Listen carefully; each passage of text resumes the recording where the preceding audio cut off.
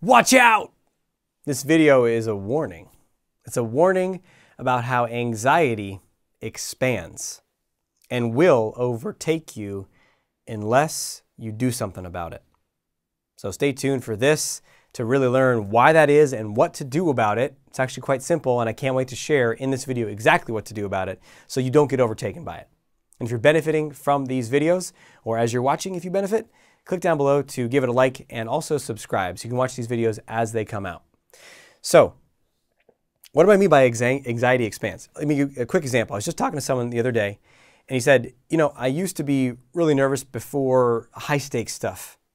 A big meeting, a meeting with certain people at a certain level, executive level, a public presentation, something that felt high stakes.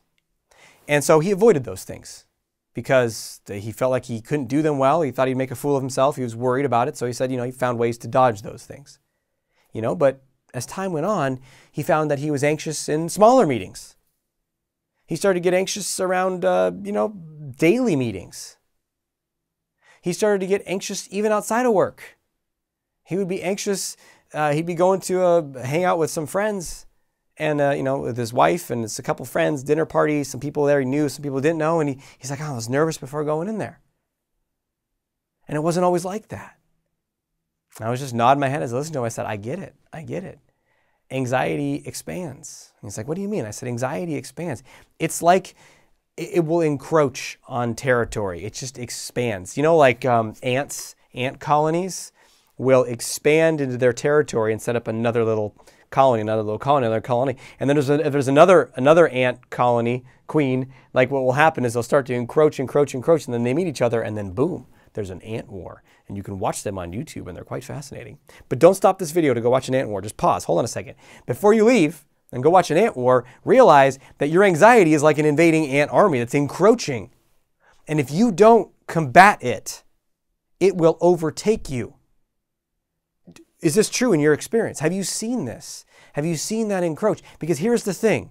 What happens is he, and perhaps you, and certainly I lived this way for many years, we go into a defensive, almost like retreat-like posture. Like, oh, anxiety's coming. Ugh, go further back. Just give it space. Just do whatever it says. And then what happens is the anxiety encroaches on that territory, and now it's got a new stronghold. And for him, it was a stronghold in regular meetings. And all of a sudden, you show up to those. And what happens is you feel weak. You feel weaker. You feel there's less power available to you. And then you say, oh, geez, I don't think I'm going to manage that one. Well, let me avoid that too. And so you expand, and you can see that this is a downward spiral. But the good news is you can change this, and you can change this right now. How do you do that? You go on offense, baby. You decide, what, I'm going to move into the anxiety. I'm going to be the aggressor. I'm going to go into this. And I forget who it was. My brother's a big fan of history from all different time periods. And he said there was a general, I think it was in World War II, and he was asked about a certain retreat that they did in this battle. And he said, retreat, hell, we attacked in a different direction.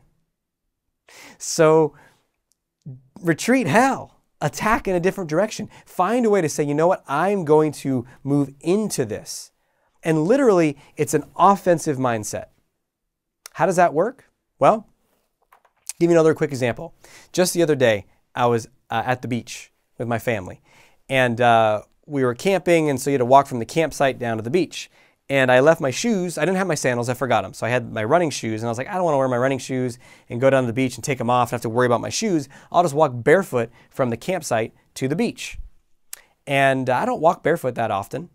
Maybe I'll be outside in the grass or something. But my two sons, they love to walk barefoot everywhere.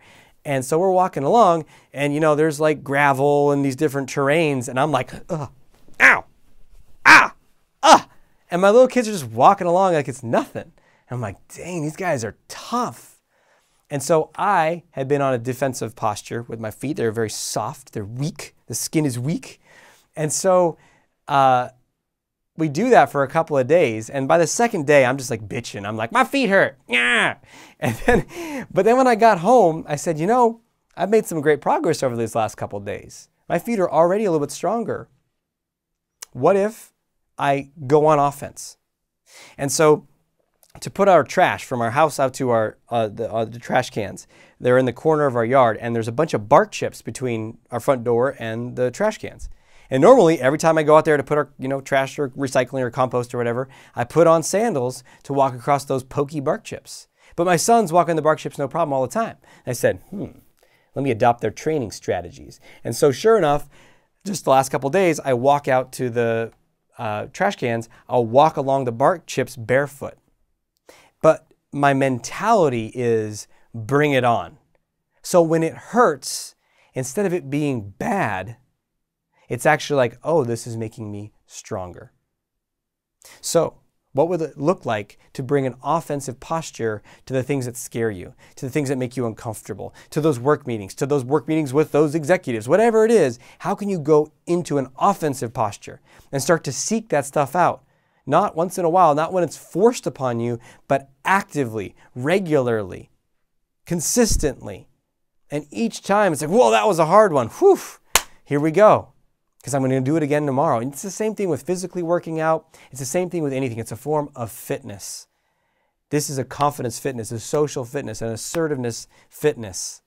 So the question I have for you is, are you willing to get fit? Because if you don't, like anything else, it's going to encroach. Those are really your only two options. There's no set point of like, well, I did enough, I got fit enough, and now I can just do nothing. Right? It's like you need to consistently be in practices and habits that are going to grow your fitness, grow your confidence, grow your strength, grow your ability to step into situations in life. So it's not a matter of if, it's a matter of when. And I'm a big fan of now. I don't know about you. So what are you finding most valuable from this video? Please share down below. I love reading the comments. And definitely subscribe if you're enjoying these videos, and I look forward to seeing you in future ones. Until we speak again, may you have the courage to be who you are and to know on a deep level that you're awesome.